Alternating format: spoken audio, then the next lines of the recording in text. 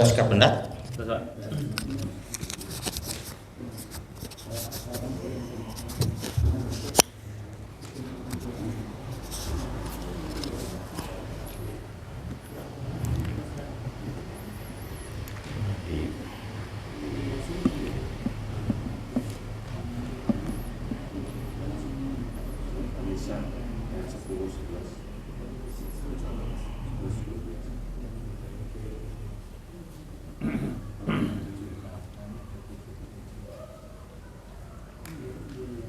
10, 11, 12, 13 ya, baik.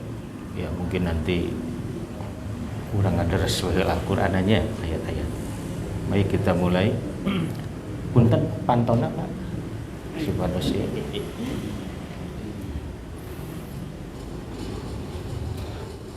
A'udzu billahi minasy syaithanir rajim. A'udzu billahi minasy syaithanir rajim.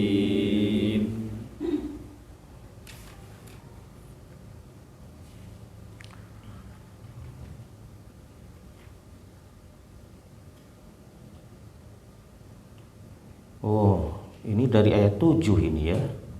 Ayat 7 ya. Lirijal.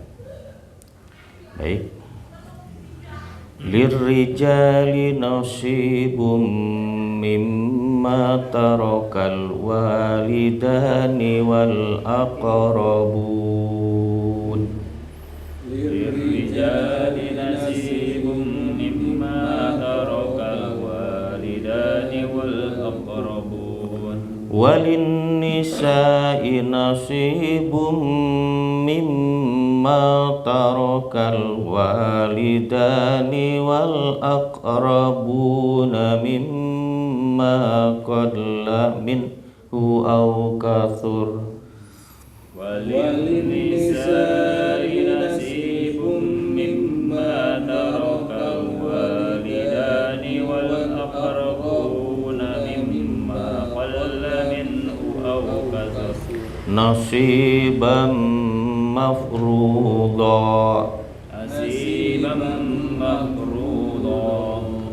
Wa idza hadaral qismata ulul qurba wal yatama wal masakinu warzuquhum minhu. Wa idza hadaral qismata ulul qurba wal yatama wal masakinu warzuquhum minhu. Wa qulu lahum qawlan ma'rufa. Wa qulu lahum qawlan ma'rufa. Wal yakhshal ladzina law taraku min khalfihim dzurriyyatan dhi'afan khafu 'alaihim. وَلْيَخْشَ الَّذِينَ لَوْ تَرَكُوا مِنْ خَلْفِهِمْ ذُرِّيَّةً ضِعَافًا خَافُوا عَلَيْهِمْ فَلْيَتَّقُوا اللَّهَ وَلْيَقُولُوا قَوْلًا سَدِيدًا. فَلْيَتَّقُوا اللَّهَ وَلْيَقُولُوا قَوْلًا سَدِيدًا. Qaulan sadida, sin kecil ya. Jadi jangan syadid tapi sadid. Innal ladzina ya'kuluna amwalal yatama zulman innama ya'kuluna fi butunihim nara. Innal ladzina ya'kuluna amwalal yatama zulman innama ya'kuluna fi butunihim nara. Wa sayaslawna sa'ira. Wasayaslawna sa'ira.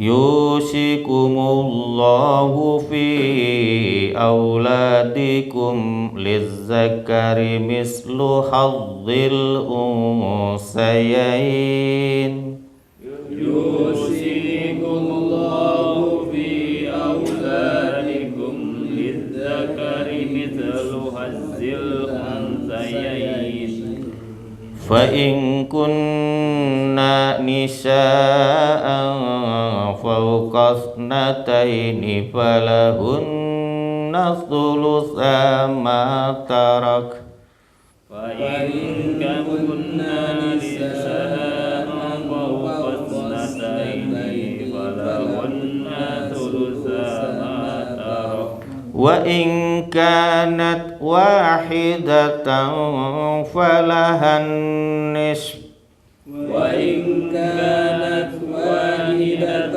فلها النصف ولأبويه لكل واحد منهما السدس مما ترك إن كان له ولد ولأبويه لكل واحد منهما السدس مما ترك إن كان له ولد فإن لم يكن له ولد وورثه أبواه فلأمه الثلث فإن لم يكن له ولد وورثه أبواه فلأمه الثلث فإن كان له إخوة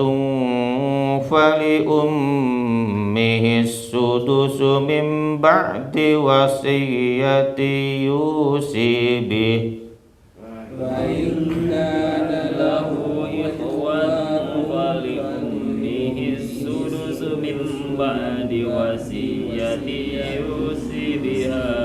Ya, saya tidak kuat nafasnya itu. Min ba'di wasiyati yusi biha aw dain من بعد وصية يوصي بها أو دين abaukum wa abnaukum آباؤكم وأبناؤكم la tadruna ayyuhum aqrabu lakum naf'a لا تدرون أيهم أقرب لكم نفعا fariidatan minallah فريضة من الله innallaha kana aliman hakima. إن الله كان عليما حكيما. Shadaqallahu aladzim. Baik, ini ayat ini panjang ya, jadi dari yang kita baca pertama sampai nanti ayat 14 itu berbicara tentang waris, disusul nanti di ayat yang ke-176 dalam surah An-Nisa yang sama. Nah, pada malam hari ini kita akan mencoba untuk melakukan semacam identifikasi dulu, mengidentifikasi siapa-siapa saja yang mendapat bagian waris dan seberapa banyak mereka mendapat. Nah, hitungan detailnya mungkin nanti harus oleh ahli ya. Saya jujur tidak dalam kapasitas untuk menjelaskan detail. Baik, sebelum itu kita tentu bertahmid kepada Allah dengan mengucap alhamdulillah wa bihi nasta'in ala umuri dunya waddin. Asyhadu an la ilaha illallah wahdahu la syarikalah wa asyhadu anna Muhammadan abduhu wa rasuluh. Amma ba'du. Assalamualaikum warahmatullahi wabarakatuh. Waalaikumsalam. Kita bersyukur kepada Allah pada malam hari ini kita dipertemukan Allah di majelis ini, dan sekali lagi kita bermohon kepada Allah menjadikan majelis kita ini sebagai ladang kesalehan kita yang diterima Allah sebagai bentuk ketakwaan kita kepadanya. Dan seperti yang sering disampaikan oleh para penyampai taklimat di mimbar sini, bahwa majtama'a qaumun fi baitin min buyutillah, bahwa tidak ada satupun kaum yang berhimpun di salah satu rumah Allah, kemudian mereka yajlunal kitab, membaca Al-Quran, wa yatadarasunahu, kemudian memudarasahkan, artinya mendiskusikan, memudzakarahkan. Di sana disebutkan illa anzalat alaihimus sakinah, maka dipastikan ketenangan itu akan hinggap sampai pada mereka. Pertanyaannya kan itu kembali kepada kita sebenarnya, apakah dengan menghadiri majelis seperti ini hati kita tenang atau tidak? Itu menarik untuk kita kaji sebenarnya. Tapi sebenarnya Allah sudah menjanjikan itu, bahwa kalau kita bersungguh-sungguh untuk menghadiri sebuah majelis, dan di majelis itu kita membaca Al-Quran dan mempelajarinya, kemudian ditambah dengan zikir, maka dipastikan kita akan mendapatkan ketenangan itu dipastikan. Sebab di sana ada kata-kata ma, itu ada syaratnya itu. Jadi tidak sebuah kaum, kemudian ada istisnya untuk memastikan bahwa kalau kamu melakukan ini pasti akan seperti ini. Itu jelas. Jadi illa anzalat alaihimus sakinah, dipastikan bahwa ketenangan itu akan mereka dapatkan. Wa ghasyiyatuhum rahmah, dan dipastikan pula bahwa kasih sayang itu juga akan didapat oleh mereka. Kemudian wa hafathumul malaikah, dan ini yang menjadi menarik juga, bahwa kumpulan ini akan menjadi sebab malaikat itu memberikan perlindungan atas perintah Allah. Sampai dalam hadis yang lain disebut wa tada'ul malaikatu ajnihatiha, malaikat sampai merendahkan sayapnya gitu. Jadi ini sesuatu yang mudah-mudahan, sekali lagi, bahwa majelis kita bukan mudah-mudahan ya, kalau berdoa itu apa itu yang paling tepat ya, ya kita berharap saja ya, la'alla ya, kita berharap bahwa ini jadi harapan kita bahwa majelis kita ini menjadi sebab kita mendapatkan ketenangan, rahmah, dan juga perlindungan dari malaikat. Baik, sebelum masuk ke ayatnya, nanti tolong diterjemahkan, tapi nanti ada hadis dalam kitab Imam Muslim ini, babu la yarisul muslimu al kafiro wa la yarisul kafiru al muslimah. Jadi ada satu bab yang menjelaskan tentang seorang muslim itu tidak mewarisi kafir, orang kafir pun tidak mewarisi muslim. Di sini ada hadis dari sahabat Usama bin Zaid. Usama bin Zaid ini seperti yang kita tahu adalah salah satu panglima perang Rasulullah SAW, pemuda pemberani sangat, dan dia tokoh dari sukunya tentu ya, dari kabilahnya. Anna Nabi SAW qol, bahwa Nabi Muhammad SAW itu bersabda begini, la yarisul muslimul kafiru wa la yarisul kafiru al muslimah, bahwa orang kafir, orang Islam tidak mewarisi orang kafir, dan orang kafir tidak mewarisi orang Islam. Ini untuk menegaskan bahwa pewarisan itu hanya berlaku pada keluarga muslim dan individu-individu muslim yang ada pada keluarga itu. Jadi sebab seseorang itu mendapatkan waris itu pertama karena sebab pernikahan suami dan istri. Salah satunya meninggal, berarti salah satunya mendapatkan waris gitu. Nah, yang kedua sebab nasab, yakni anak ataupun orang tua. Jadi ketika anak meninggal, orang tua dapat. Ketika orang tua meninggal, anak dapat. Itu sebab nasab. Jadi ada sebab perkawinan, ada sebab nasab. Nah, itu dua itu saja sesungguhnya waris itu bisa didapat oleh seseorang. Tetapi dua-duanya bisa batal kalau salah satunya, katakanlah ahli waris itu adalah seorang kafir. Itu. Nah, jadi kalau seorang kafir ya tidak bisa mendapatkan waris ataupun tidak mewariskan. Nah, kan di sini jelas sekali bahwa la yarisul muslimu al kafir, bahwa orang Islam itu tidak mewarisi orang kafir. Jadi seandainya seorang ayah itu punya anak orang Nasrani, katakanlah seperti itu, orang Yahudi, orang Majusi, maka anak-anak yang beragama Majusi, Nasrani dan Yahudi itu tidak mendapatkan waris dari bapaknya atau dari ibunya yang muslim. Itu aturannya seperti itu. Atau sebaliknya, ketika bapaknya itu kafir meninggal, maka anaknya yang muslim tidak dapat. Itu aturannya seperti itu.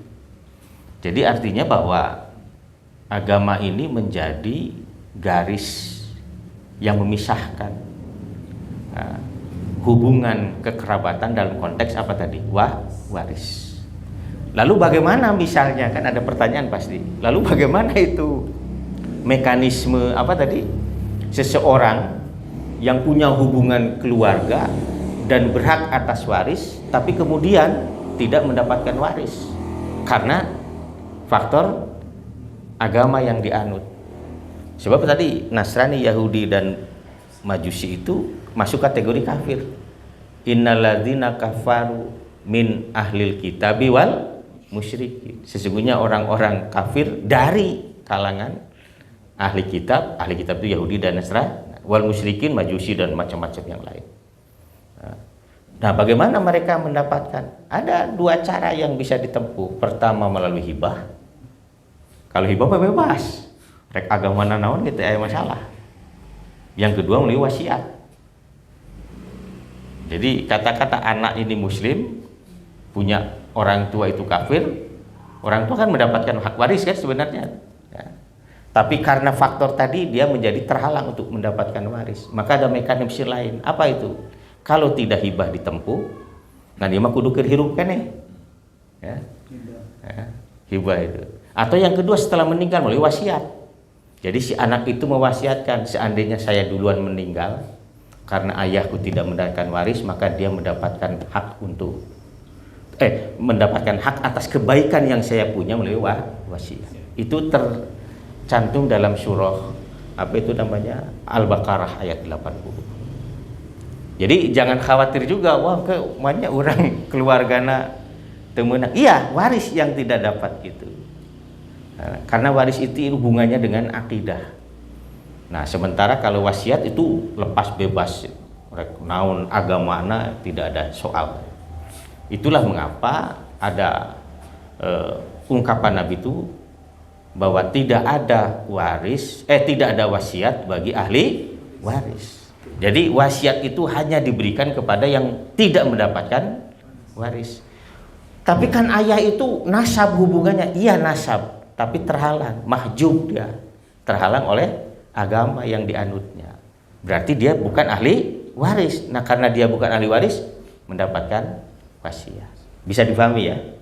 Jadi ulah ngamuk lah kayak misalnya aduh ngamuk ya. Urang teh anakna ya, nya anakna, tapi kan inget maneh teh kafir. Cek pandangan hukum Islam teu meunang waris. Tapi maneh meunang naon? Wasiat. Itulah mengapa para ulama menyebutkan bahwa wasiat hukumnya wajib. Ya mungkin kalau kita, mengapa para ulama dulu itu menghukumi wasiat itu wajib? Karena banyak sekali itu hubungan-hubungan kekerabatan yang membatalkan yang kemudian hubungan kekerabat itu tidak bisa menolong orang untuk mendapatkan waris karena perbedaan keyakinan. Nah, maka para ulama waris. Sampai ada yang mengatakan bahwa seandainya ada orang yang sudah sering sakit-sakitan, maka wajib bagi dia untuk menuliskan wasiatnya. Jadi siapa-siapa saja nih orang-orang yang harus mendapatkan kebaikan dari harta yang kita punya. Ya meskipun kita ahli waris kita semuanya muslim, rek bapakna rek kolot lah ataupun rek anak gitu ya. Nah, tapi wasiat itu tetap harus dicatat. Misalnya kita punya paman, kita punya bibi, atau kita punya siapalah begitu kerabat yang ternyata baik sekali, sering menolong kita, sering membantu kita, hubungan kekerabatannya juga baik, bagus begitu ya. Nah maka tuliskan wasiat untuk mereka. Cuma wasiat itu ada batasnya berapa? 1/3 paling banyak. Artinya bahwa lebih sedikit daripada itu lebih bagus. Jadi wasiat itu katanya lebih sedikit itu lebih bagus. Kalau waris justru tadi mengapa diatur sedemikian rupa? Karena memang ayat yang tadi kita baca itu sebelum masuk ke apa itu yusikum dan seterusnya itu kan disebutkan bahwa sebaiknya orang itu wal yahsal ladzina law taraku dzurriatan di apa? Mestinya orang itu khawatir kalau meninggalkan generasi yang lemah. Ayat itu ada di tengah-tengah ayat waris untuk menunjukkan apa? Orang kan berpikirnya bahwa lemah ilmu, ya dah, lemah fisik dan enggak, ini lemah ekonomi. Karena ayat ini berkaitan dengan apa tadi? Waris. Dengan harta benda yang akan ditinggalkan oleh seseorang. Nah, jadi artinya adalah bahwa hukum waris ini ditetapkan jangan sampai kemudian orang-orang itu yang berhak untuk mendapatkan manfaat atas harta yang kita punya kemudian tidak memperoleh apapun. Sebab kan ada juga orang tua yang ya ini zaman dulu ya. Abdurrahman bin Auf itu pernah ditegur oleh Nabi itu karena ingin mewasiatkan semua harta bendanya begitu. Ingin mewasiatkan harta bendanya itu. Hah? Saya ingin mewasiatkan semuanya, kata jangan. Setengahnya jangan, kata. 1/3 aksar. 1/3 itu pun terlalu banyak. Nah, kemudian turunlah ayat yang tadi itu yang idza hadar ahadukumul maut in taraka khairan al wasiyah dalam ayat yang ke-80. Turun ayat tentang wasiat itu. Ya. Jadi yang ahli waris itu harus diutamakan. Nah, cuma tadi ada hijab apabila tadi itu ya, berbeda keyakinan. Jadi sebab waris itu apa tadi itu? Hubungan pernikahan suami istri, suaminya non muslim atau istrinya non muslim ya tidak dapat, itulah mengapa wasiat kepada dia nanti. Jadi meskipun sebab waris itu adalah pernikahan, tapi ini bisa batal karena keyakinan yang berbeda. Meskipun nasab itu sebab waris, tapi dia bisa batal karena keyakinan yang berbeda. Mekanisme wasiat yang bisa diberikan. Atau apa tadi? Pertama, hibah. Tapi hibah mah harus ketika hidup dibaginya, diberikannya. Kalau wasiat harus sudah meninggal.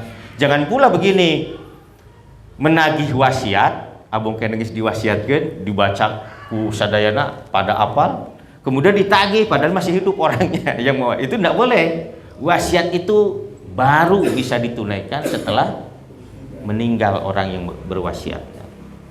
Baik. Kemudian ada hadis lagi begini. Di sini ada bab al-hikul faraid bi ahliha fama baqiya fa'aula rajulin zakar atau rajuli zakarin. Ini hadisnya begini. Dari sahabat Ibnu Abbas, Abdullah bin Abbas itu berarti sepupunya Nabi. Jadi anak pamannya Abbas, Abdullah. Al-hikul faraido kata Nabi bi ahliha. Kata al-hiku itu kita ingatkan kalau kita ziarah ke makam itu ya. Assalamualaikum ahlal kubur. Ya, bahwa kamu sekarang sudah mendapatkan apa yang kamu dijanjikan kepadamu itu. Kemudian wa inna insyaallah bikum lahikun. Nah nanti insyaallah saya pun akan menyusul. Lahikun itu artinya menyusul. Alhiku artinya susulkan. Apa? Nyusul teh mengikuti ya. Itu. Jadi alhikul faraido bi ahliha. hendaklah dimaknai berikan itu faraid, apa itu namanya, waris, harta waris. Mengapa harta waris disebut faraid? Kata faraid itu dari kata fardu, artinya ketentuan. Sebab memang warismu sudah ditentukan siapa yang dapat dan seberapa banyak. Alhikul faraid artinya bahwa kita dimintakan untuk segera apa? Menunaikan waris itu kepada ahlinya, artinya kepada yang berhak untuk menerima waris itu.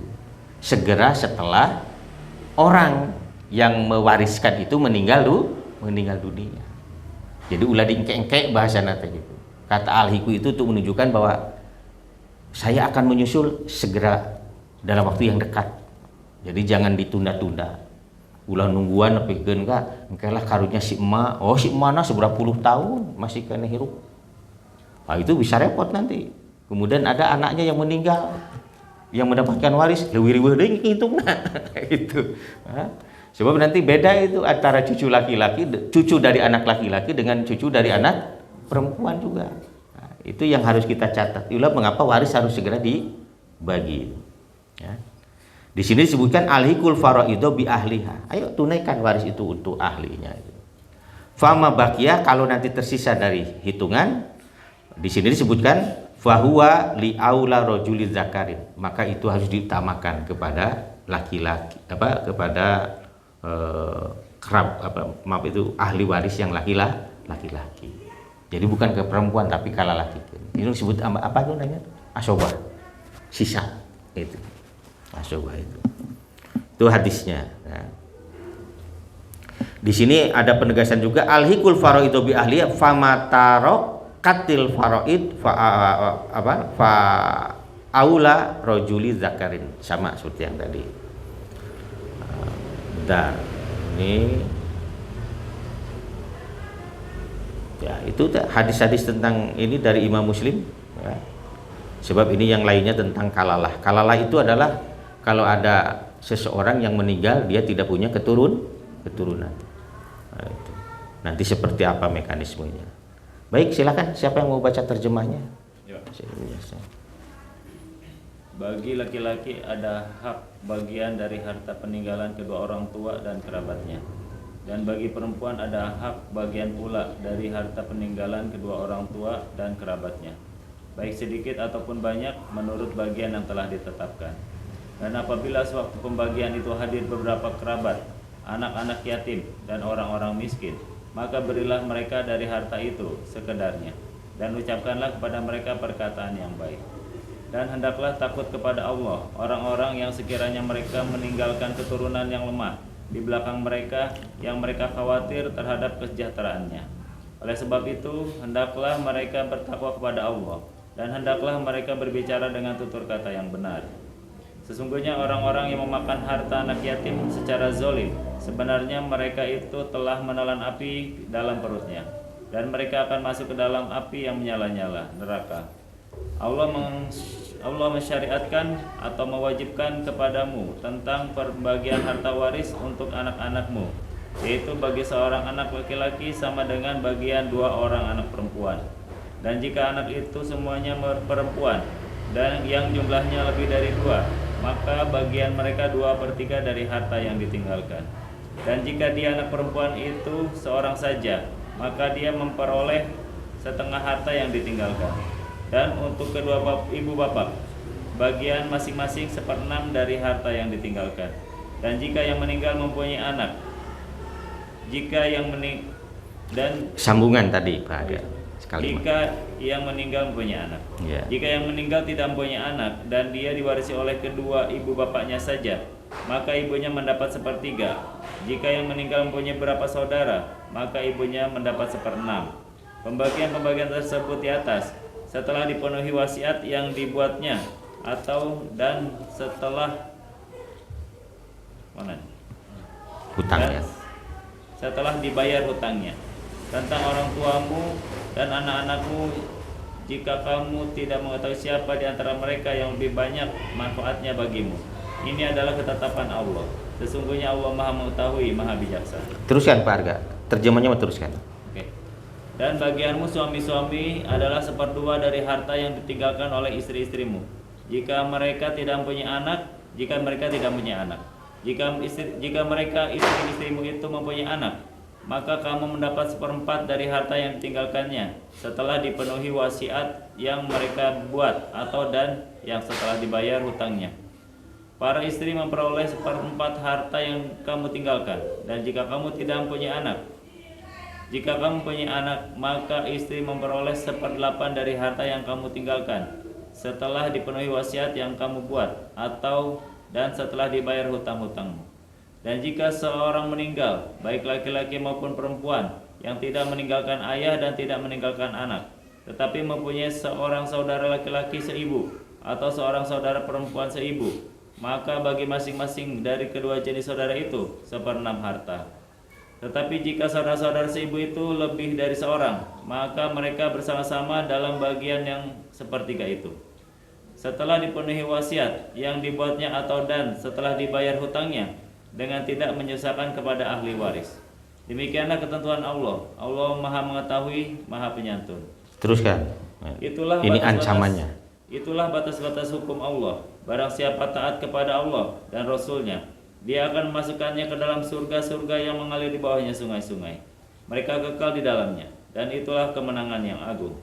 Dan barang siapa yang mendurhakai Allah dan Rasulnya dan melanggar batas-batas hukumnya, niscaya Allah memasukkannya ke dalam api neraka. Ya, cukup. Dia kekal di dalamnya dan dia akan mendapatkan azab yang menghina. Baik. Saya garis bawahi 2 ayat yang terakhir ini dulu, ini terkait dengan ancaman dan jaminan. Jadi ada jaminan dan ancaman terkait dengan ketaatan dan juga kemaksiatan dalam konteks pembagian waris ini. Yang pertama adalah Allah menegaskan tilka hududullah. Itulah batasan-batasan. Artinya bahwa Allah sudah membuat had. Had itu adalah garis batas yang paling ujung yang tidak bisa dilewati lagi. Itu had itu. Itulah mengapa kan kemudian ada istilah dalam hukum Islam itu, dalam jarimah ya, dalam tindak kriminal atau tindak pidana itu. Ada yang disebutkan hukum had. Misalnya potong tangan bagi pencuri. Nah, di sana diatur hadnya. Jadi ketika potong tangan, lamun mencuri itu seberapa banyak mencuri seseorang kemudian dipotong tangan. Berapa itu katanya? Berapa dinar itu? Itu ada aturannya itu. Dan kemudian potong tangan, nah mau dipotong teh naonan gitu kan? Ada pertanyaan kan itu. Nah langsung sa kio, atau malah sa siku, atau malah sa, nah demikian juga. Para ulama kemudian mengatur sedemikian rupa bahwa kalau mencuri itu sekian dinar, maka cinggir heula dipotong.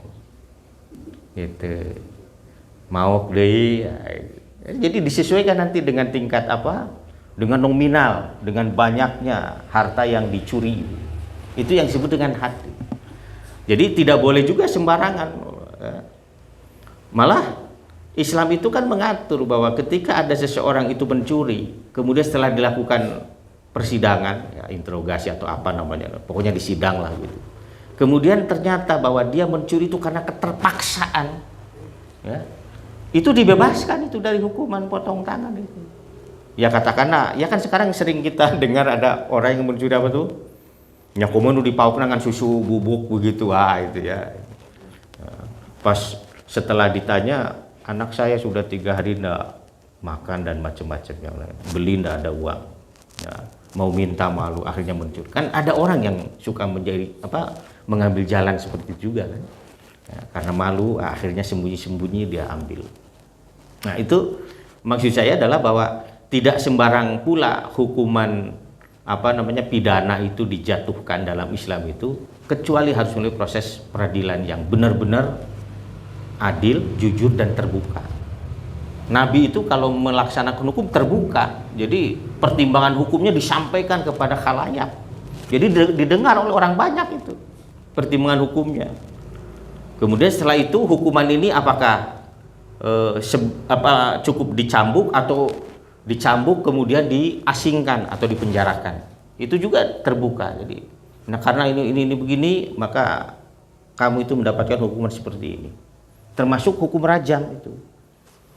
Hukum rajam itu kan diterapkan kepada pezina yang muhson kan, dan muhsonat artinya orang itu sudah menikah. Jadi kalau orang sudah menikah ya, kemudian dia berzina, itu masuk kategori zina muhsan, maka dia itu harus dirajam. Nah kemudian apakah tiba-tiba saja kalau ada ini langsung? Enggak juga, ada pengadilannya dulu, diadili dulu itu. Bahkan orang yang berzina ingin membersihkan dirinya, mengaku bahwa saya berzina pun tidak serta-merta sokat dia kerebut langsung enggak juga itu. Sampai ada sahabat itu Ma'iz namanya, bolak-balik ke Nabi, ya Rasul, saya tuh sudah melakukan kedurhakaan yang amat sangat besar, fahisyatan kabiratan. Ya, saya ingin dibersihkan. Saya telah melakukan zina. Kamu sehat? Kata Nabi. Malah ditanya balik gitu, kamu sehat ini? Maksudnya cerita otak itu. Ya kan orang selalu menghindari menghindari hukuman kan? Kan tahu rajam itu mati kan? Rajam itu mati itu. Lain ke dirajam hari itu maut.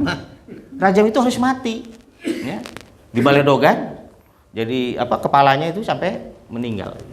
Dan itu harus di muka umum. Itu rajam itu. Nah, sudah kamu sana pergi. Tidak lama balik lagi. Sampai 3 kali, kemudian Nabi menyuruh, kamu pulang saja dulu.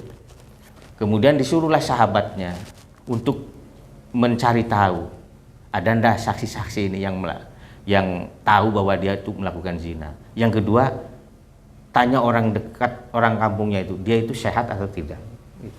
Itu Nabi itu melakukan semacam investigasi ya.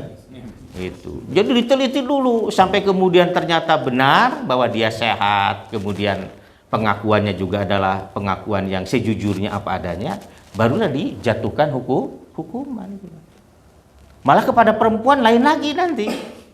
Kepada perempuan itu kalau ternyata dia kadung hamil, itu ditunda itu sampai melahirkan. Itu kisah seorang perempuan itu kan pernah di zaman Nabi, ya Rasul, bahwa saya ini telah melakukan ini. Nah, tapi kamu hamil, ya sudah. Sampai nanti pas melahirkan, selesai melahirkan, kamu datang lagi. Ya Rasul, saya sudah selesai melahirkan. Tapi kamu masih dalam masa nifas, iya. Balik lagi. Bayang 40 hari lagi, datang lagi. Tapi kamu masih menyusui, iya. Ya susui dulu anakmu itu.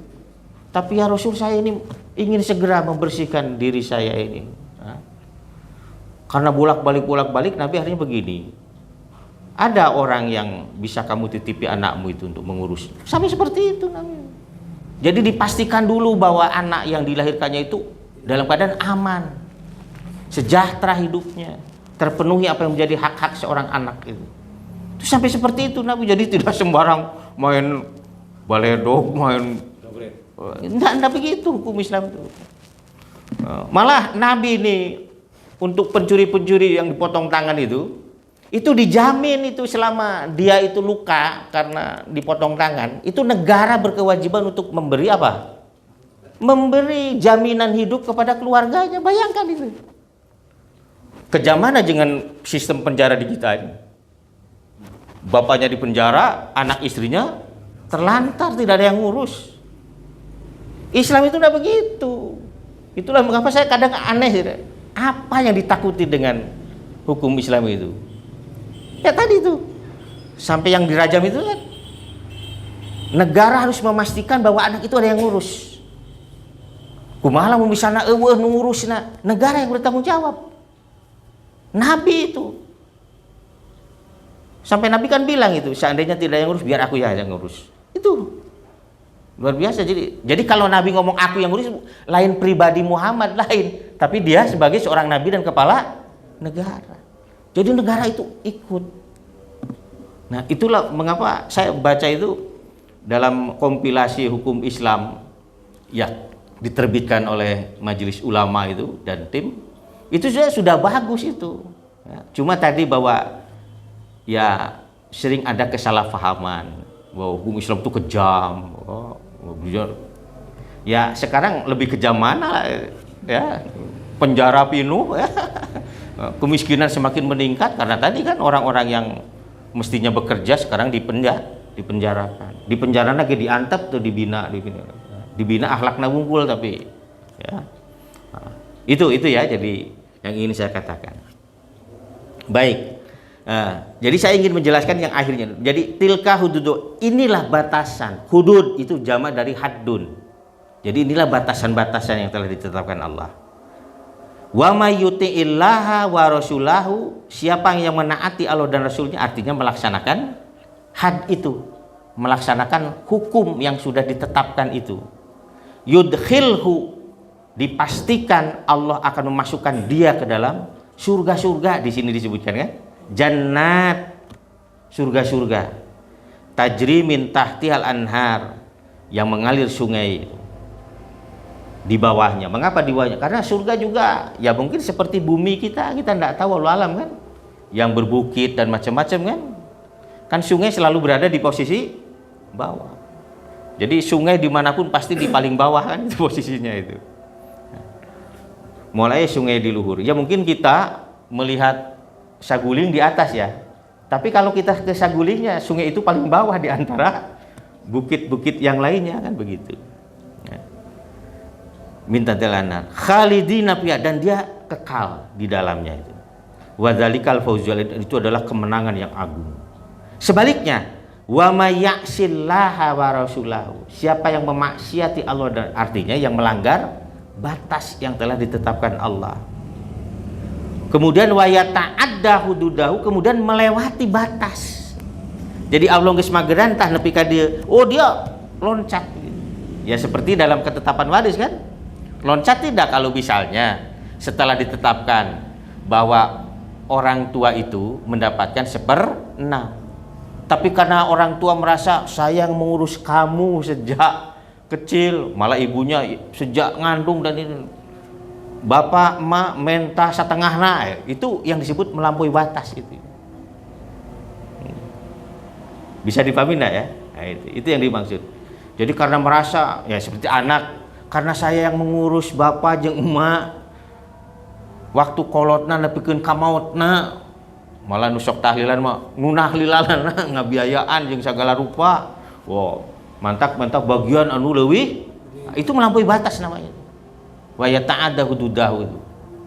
Jadi siapa yang memaksiati Allah dan Rasulnya, wa yata'adda hududahu, dan melampaui batas yang sudah ditetapkan Allah, apa di sini disebutkan?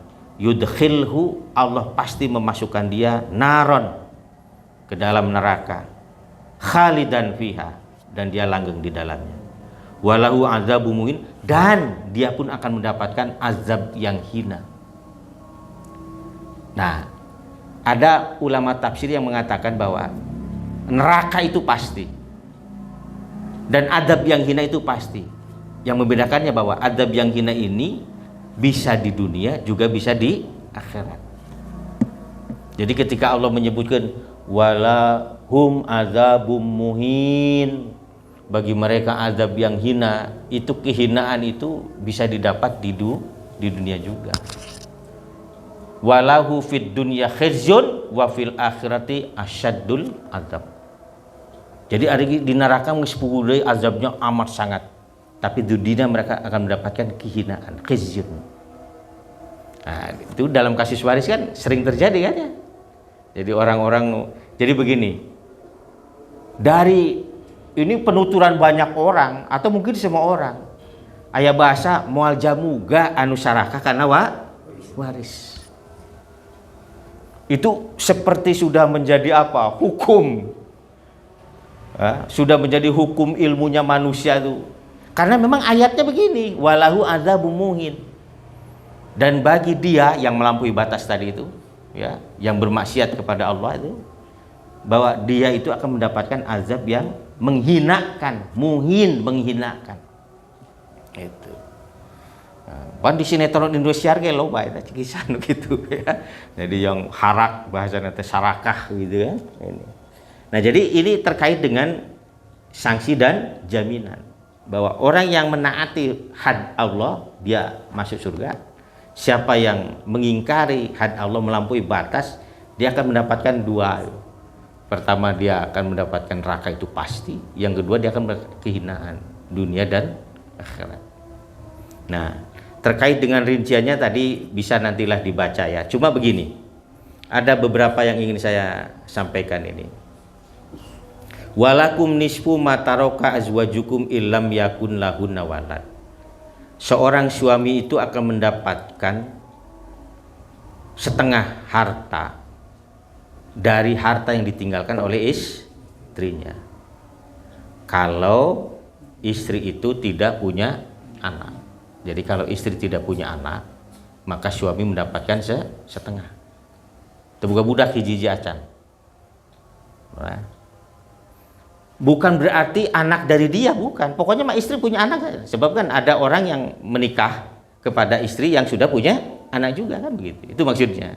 Jadi bukan anak dia dengan istrinya, bukan. Pokoknya malah mun awewe eta teh boga budak, eta merek budak kandung manehna.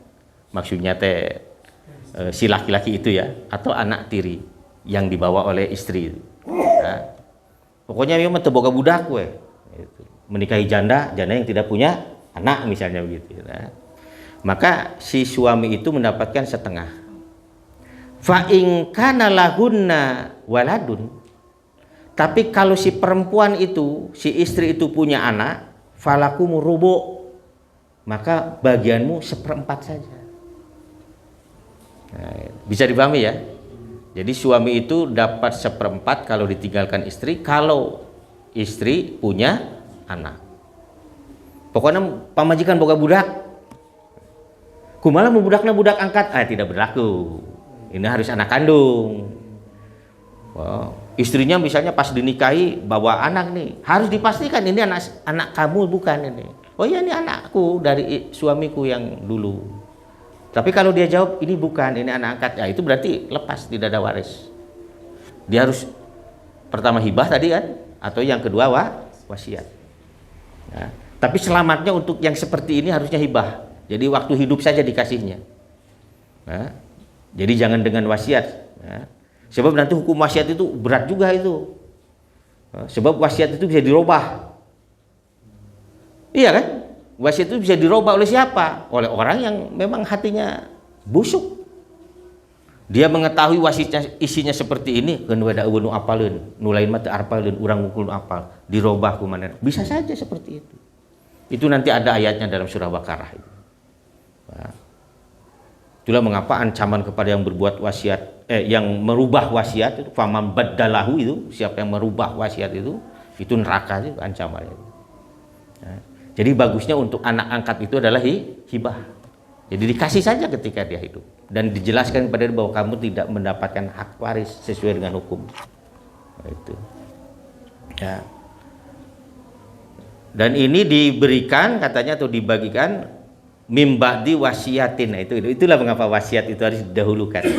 Ya, jadi maksudnya bahwa seseorang itu berwasiat dan wasiat itu harus dilaksanakan sebelum pembagian waris. Audain atau hutang. Jadi waris itu pokoknya kia, harta bersih lah itu bahasanya.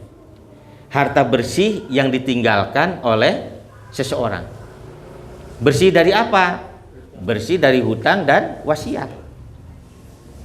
Nah, jadi kalau ada wasiat itu laksanakan wasiatnya dulu.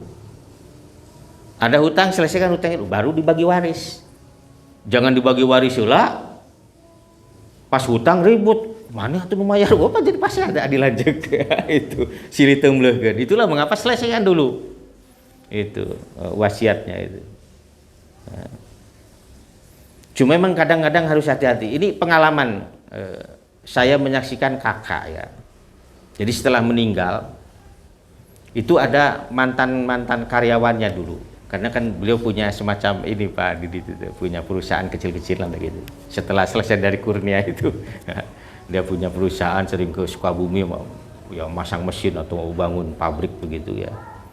Nah, itu ada yang datang katanya dulu si bapaknya begini. Kita kan sulit untuk memverifikasi kalau sudah begitu. Karena memang tidak ada juga itu, dilihat catatannya tidak ada. Itu kan ya kakak itu punya catatan-catatan ya. Kemudian kakak sayanya itu yang istrinya itu kan kakak ipar tuh yang meninggal. Ya. Ya, nanya ke saya itu, Mang, nggak Mang gini, Mang kumaha ya itu. Nah, saya bilang begini, sudah karena kita memang tidak tahu, mungkin juga si akang teh hilang, kita ambil saja lupanya, tunaikan saja nggak apa-apa. Karena memang tidak ada saksi siapapun. Sebenarnya kita bisa menolak sebenarnya itu, ya sebenarnya. Dan dia harus bisa bawa saksinya ya, bahwa dia itu pernah, ya memang tidak besar-besar lah begitu ya. Itu. Kemudian katanya datang lagi dari mana begitu. Sampai kakak saya itu bingung, ini apa benar? Karena si akang cenah teu nyari tanah naon memang. Jadi dia tidak memiliki sangkut paut apapun dan dia selalu, apalagi ke karyawan katanya itu. Jangankan minjem, malah seringnya ngasih juga katanya begitu. Tapi itu ya, sampai saya pernah satu orang itu saya bilangin begini dengan bahasa Sunda, tapi kalau bahasa Indonesia kan begini ya. Saya kan tidak tahu apa yang terjadi antara si akang dengan Anda ini. Kita tidak tahu. Ini mah sudahlah, Allah saja kita serahkan. Cuma kami sebagai keluarga yang ditinggalkan itu punya kewajiban untuk menunaikan seluruh apa yang menjadi tanggungannya. Seandainya benar kita akan tunaikan, kalau tidak nyata mah wayang akan ngaliran bakal tanggal waler kere jaga di payunar. Saya sampai bilang begitu.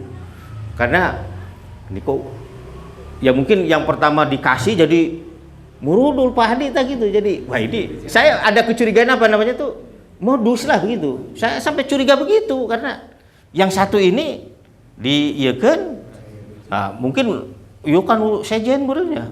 Saya punya kecurigaan sampai saya ngomong seperti tadi itu. Tapi memang setelah itu tidak ada yang datang, itu masalahnya itu. Setelah saya ngomong seperti itu tidak ada yang datang lagi itu. Nah ini maksud saya memang, oh iya betapa bahwa harus dicatat tuh seperti itu. Ya karena supaya tadi jelas semuanya lah begitu ya. Itu. Jadi kalau anak angkat sekali lagi itu tidak yang mendapatkan waris. Jadi siapapun nanti yang punya anak angkat kasih tahu bahwa kamu itu tidak mendapatkan waris. Cuma sebagai kebaikan aku ya telah mengangkatmu anak dan kamu pun sudah mengurusku. Nah ini saya kasih hibah namanya. Atau boleh tadi kalau mau wasiat boleh wasiat. Tapi sebenarnya wasiat itu adalah lil akrabin, kepada keluarga yang ada hubungan nasab masih. Nah, itu. Akrabin itu keluarga dekat, bukan keluarga jauh itu bukan. Keluarga dekat ini seperti paman yang terhalang kan, bibi, ya, uwa, atau mungkin sepupu ada kebaikan yang harus dihargai misalnya, itu boleh. Nah itu.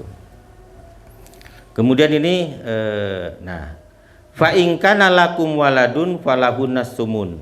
Nah ini, untuk perempuan nih yang ditinggal mati ya, walahunna rubu. Untuk perempuan yang ditinggal mati suaminya, maka dia itu mendapatkan 1/4 ya, dari apa yang kamu tinggalkan apabila kamu tidak punya anak. Jadi kalau suami tidak punya anak, istrinya mendapatkan berapa tadi? 1/4. Nah, itu. Tapi kalau suaminya punya anak, maka kamu itu mendapatkan falahunnas sumun 1/8. Nah, itu kan seperti itu aturannya ya. Dan ini pun mimba diwasiatin tusuna biha au dain. Setelah ditunaikan apa yang telah kalian wasiatkan dan hutang. Ya. Wa in kana rajulun yurasu kalalatan awi mraatun. Nah, apabila ada laki-laki ataupun perempuan yang kalalah. Apa tadi itu disebutkan tidak punya orang tua, tidak punya anak gitu. Ya. Tapi dia punya akhun, punya saudara laki-laki, wa ukhtun atau saudara perempuan. Nah, maka falikuli wahidin minhuma asyudus, maka saudara laki-laki dan saudara perempuan, kakak ataupun adik maksudnya, kakak adik perempuan ataupun laki, nah, maka dia mendapatkan berapa tadi? 1/6 ya. Jadi untuk yang kalalah, yang sudah ditinggal mati orang tuanya, tidak punya anak, maka kakak adiknya mendapatkan berapa tadi itu? Masing-masingnya 1/6. Nah, itu. Kemudian fa in kanu aksara min zalika, kalau lebih daripada 1 ya. Di sini disebutkan kan tadi mah walahu akhun au ukhtun. Nah, ini kalau misalnya lebih daripada itu, maka wa in kanu aksara min zalika fahum syuraka'u fi sulus. Kalau lebih daripada 1, maka mereka berserikat dalam sepertiga. Jadi sepertiga dibagikan itu untuk yang kalalah. Nah, tapi kalau masih seorang itu 1/6. Tapi kalau misalnya lebih dari 1, wah itu silakan sepertiga sok dibagi. Kuma cara nggak bagi naik tambah bebas, silakan. Ya, mau berapa itu. Ini. Terus ini juga mimbadi wasiatin yusibiha audain ghairu mudhar, tanpa harus memandaratkan para ahli waris. Nah, di sini disebutkan wasiyatan minallah. Itu adalah wasiat, pesan dari Allah Subhanahu wa taala.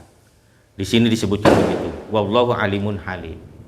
Dan Allah itu adalah maha mengetahui, lagi maha penyantun. Itu disebutnya maha mengetahui dan penyantun.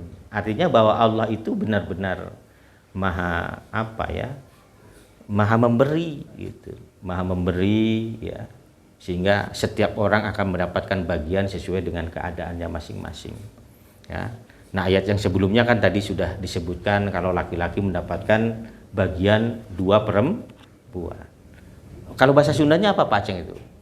Lalaki mah sapikulan ya? Satanggungan ya? Tanggungan itu kan berarti 2 kan?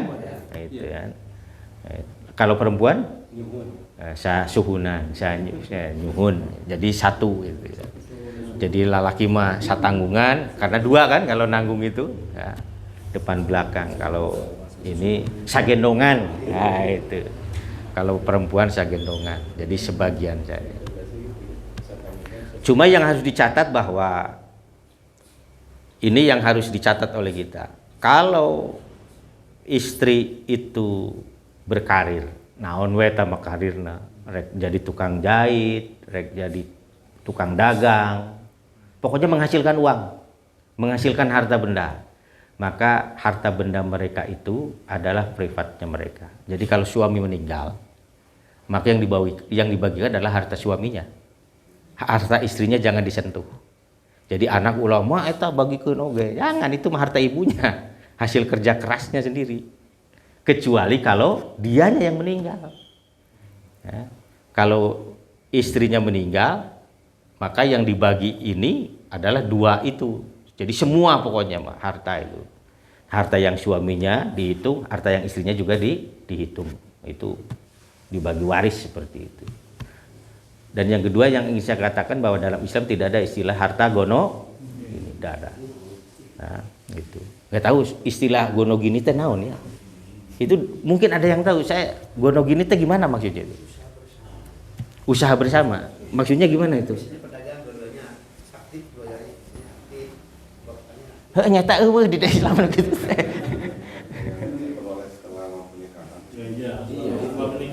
Itu kan jadi harta yang sudah setelah menikah kan istilahnya. Jadi katakanlah suaminya berusaha begitu. Setelah dia menikah mendapatkan penghasilan begitu kan? Nah, itu. Ya itu sebenarnya tidak ada itu. Suami meninggal ya sudah itu dibagi saja udah. Sesuai dengan aturan ini. Nah. Jadi bahasana kieu lah. Lamun tadi idanya istrinya kerja. Saya kecuali kalau begini. Tapi dah henteu oge boga warung atau di pasar lah boga lapak. Nah, dagang duanana tah salaki jeung pamajikan babarengan. Nah, mungkin itu yang dimaksud gono gini wallahu alam juga. Saya enggak paham, enggak ngerti. Tapi kalau yang dimaksud sebab harus ada penjelasan juga yang dimaksud bahwa harta yang diperoleh setelah pernikahan itu yang seperti apa sebenarnya. Pak Heri mungkin, Pak Arif? Ya? Ada lagi harta yang diperoleh setelah pernikahan tapi dicerai gitu. Ini kalau menikah ya waris. Cerai ya? Iya, pernikahan. Tapi dua-duanya usaha itu. Nah itu maksud saya.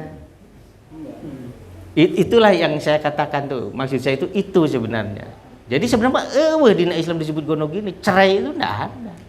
Kalau suaminya yang bekerja, istrinya di rumah kemudian cerai,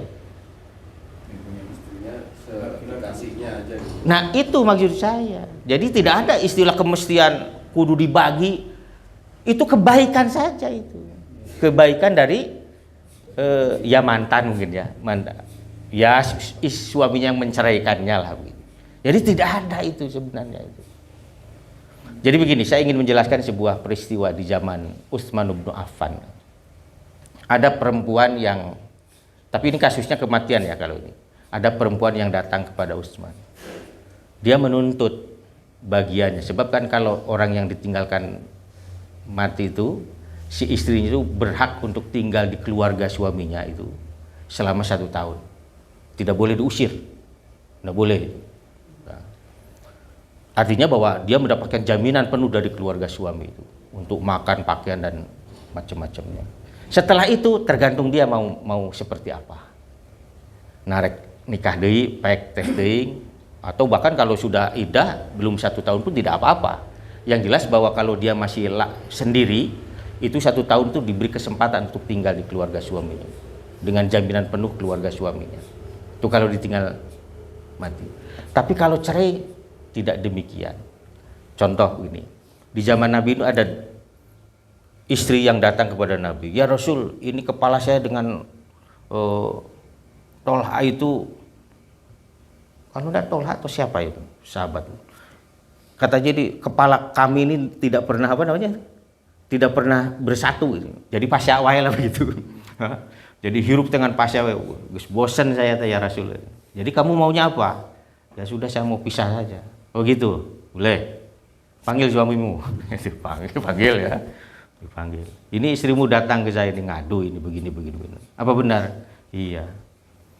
Terus istrimu mau cerai, ya saya mah ikut saja lah gimana bagusnya. Diceraikan oleh Nabi itu. Nah kemudian apa kata Nabi? Apa yang telah kamu berikan kepada dia? Kalau kamu memberikannya, itu adalah kebaikan untukmu. Tapi kalau kamu mau minta lagi pun, tidak ada soal. Kata Nabi. Jadi apa yang sudah diberikan kepada istri ini, ya, mahar misalnya, itu boleh diambil lagi oleh suami. Kalau cerai loh. Ya. Tapi kalau misalnya kamu akan berikan kepada dia, itu adalah kebaikan untuk kamu. Dan memang Nabi selalu memilih untuk memberikan. Dan kalau mau tambahi, silahkan. Itu Pak. Ya, jadi tidak ada istilah apa namanya itu, gonogini itu tidak ada. Itulah mengapa di sini yang diuji adalah apa namanya, akidah yang lurus, sehingga paham apa yang menjadi batas-batas hukum dalam Islam itu. Tapi yang pasti bahwa perceraian itu pertama tentu menggugurkan waris, itu pasti. Dan yang kedua menggugurkan hak yang didapat oleh istri ataupun suami.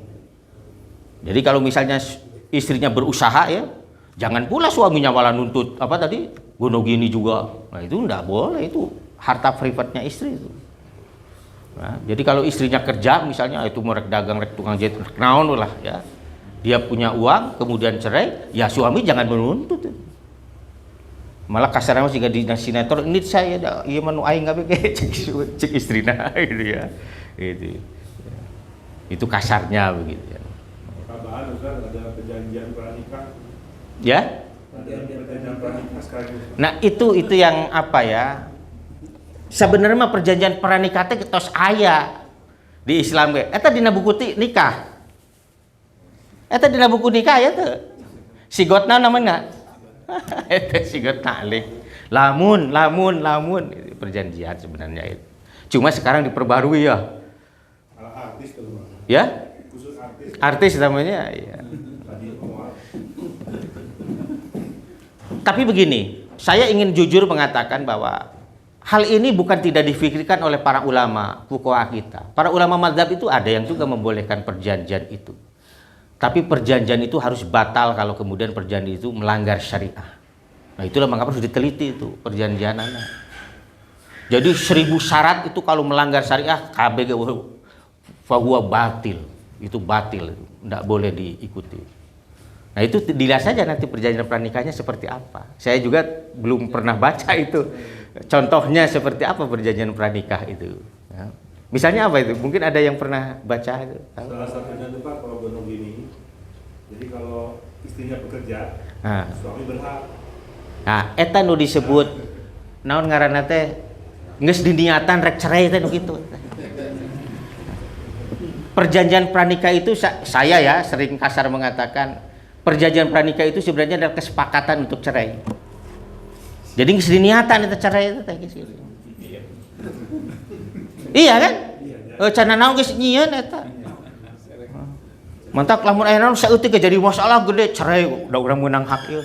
Geus teu bener eta. Jadi saya termasuk yang tidak bersetuju dengan perjanjian pranikah. Meskipun ada ulama mazhab yang mengatakan kebolehannya. Tapi yang membolehkan itu tadi itu dengan syarat yang sangat ketat itu tadi. Nah, saya cenderung untuk mengatakan tidak boleh. Karena itu sama saja dengan mengundang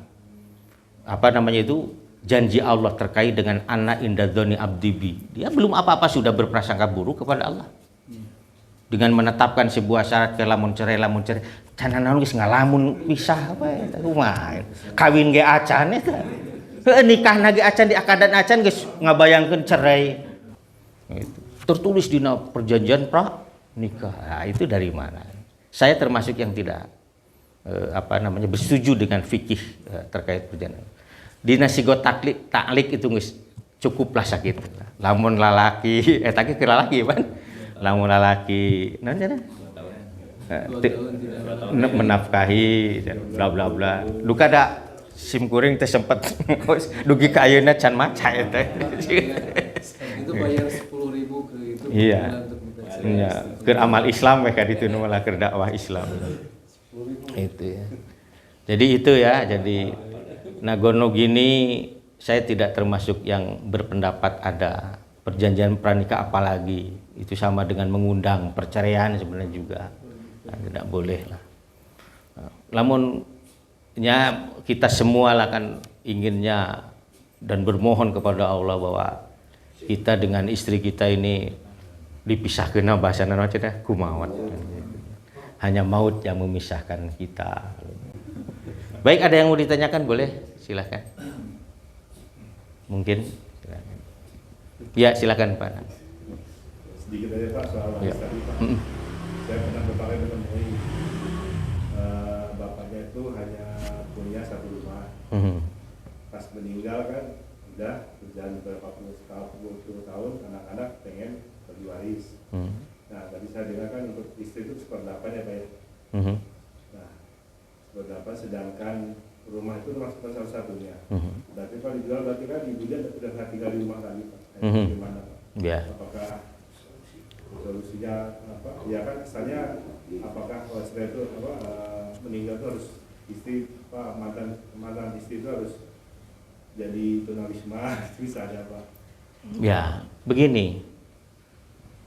Ini yang disebut dengan wa qadara rabbuka alla ta'budu illa iya wa bil walidaini ihsan. Kemudian yang kemarin tuh ayat yang dibahas tuh dalam surah Aqaf ya, Pak. Wa wasainal insan biwalidi ihsanan hamalatu ummuhu kurhan wa wada'atu kurhan dan seterusnya kan. Sebenarnya ini ihsan sebenarnya yang diuji adalah ihsan dari anak-anak yang sudah diwajibkan oleh agama.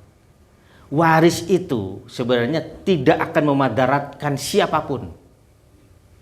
Pertama, kalau dibagi benar. Yang kedua, kalau ahli waris terutama anak-anak adalah anak-anak yang soleh dan soleha. Karena dipastikan mereka itu kan berbuat ihsan. Apa itu ihsan? Berbuat baik yang tidak dihitung. perbuatan baik yang tidak ada hitungannya.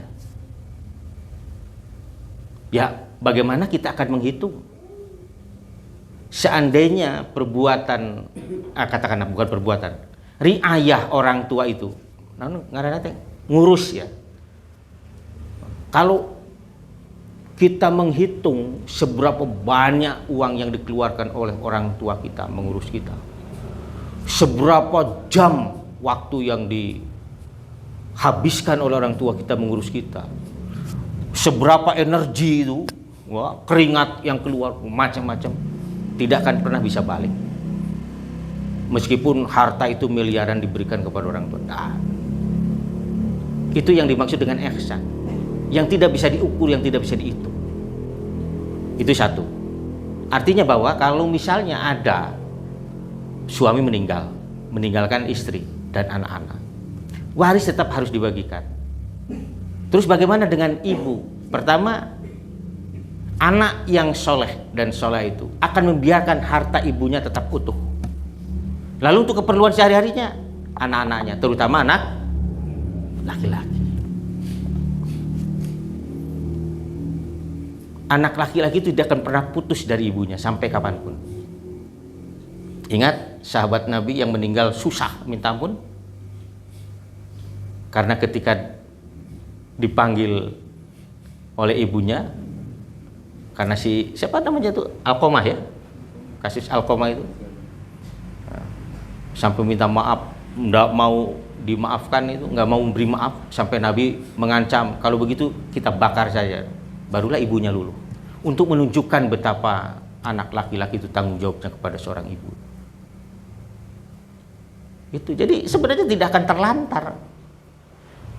Cuma di kita seringkali itu budak teh karek ngalayanan kolot saeutik geus ngarasa melakukan. Itu sebenarnya yang menjadi soal kita dulu. Nah, jarang sekarang anak yang mau, maaf ini ya, memandikan orang tuanya. Enggak, orang tuanya sakit, nggak mau memandi. Ya ketika sakit misalnya itu orang tuanya mengganti popoknya, mengganti bajunya ketika dia harus, maaf, apa namanya, ngompol, berak, buang. Jadi ini sebenarnya problemnya adalah pada ihsan. Ada tidak ihsan pada anak? Kalau ada, aman tuh orang tua tuh. Moal aya istilah dititipkeun ka panti. Yos mayar panti we. Geus doraka pisan. Meskipun benar itu. Alasannya teh benar, daripada oleh saya hendak keurus doraka dan seterusnya. Tapi justru di sana lah ujiannya, dalam Quran itu di sana itu. Kalau keduanya tuh salah satunya itu masuk ke usia senja al-kibar itu, ya, apa? Wasohibhuma ma'rufan, kamu itu harus apa? Menemaninya itu dengan cara yang ma'ruf. Wala takulahuma wala tanharuma wala takulma ufin, jangan pernah membentak, jangan pernah mengatakan tidak. Bayangkan itu. Takakolot. Wa qulu qaulan kariman, bahkan kita harus mengatakan apa itu, omongan dengan omongan yang mulia, memuliakan. Jadi temen itu istilahnya qaulan kariman, kakolot maksudnya. Tapi kan anak itu kadang-kadang begini, orang tua itu kadang-kadang punten ya, orang itu pasti saja ada merasa bahwa saya tuh lebih nyaman dengan anak saya yang, betul ya? Ada memang, tidak dibungkiri. Hati itu tidak bisa dibohongi. Ini pastilah bapak-bapak mengalami itu, pengalaman itu. Tuh ayah saya itu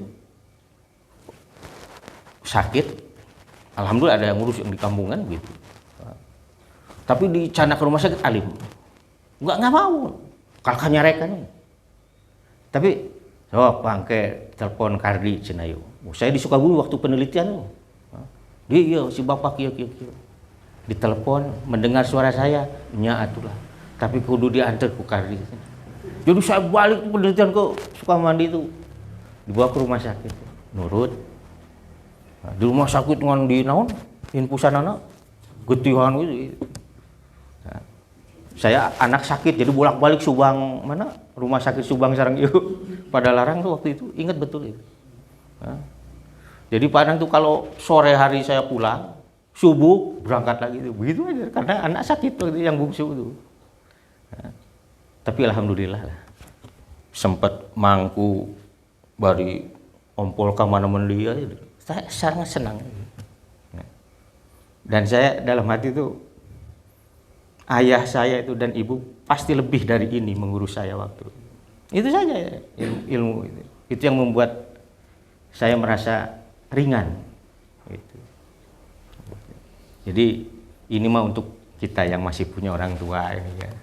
Kalau Pak Aceng sudah nggak ada tinggal apa namanya mendoa. Jadi ini ajarkanlah kepada anak-anak kita itu kesalihan itu intinya supaya lamun orang kolot teh orang tenang gitu. Itu. Mau dialungkeun ka panti. Itu.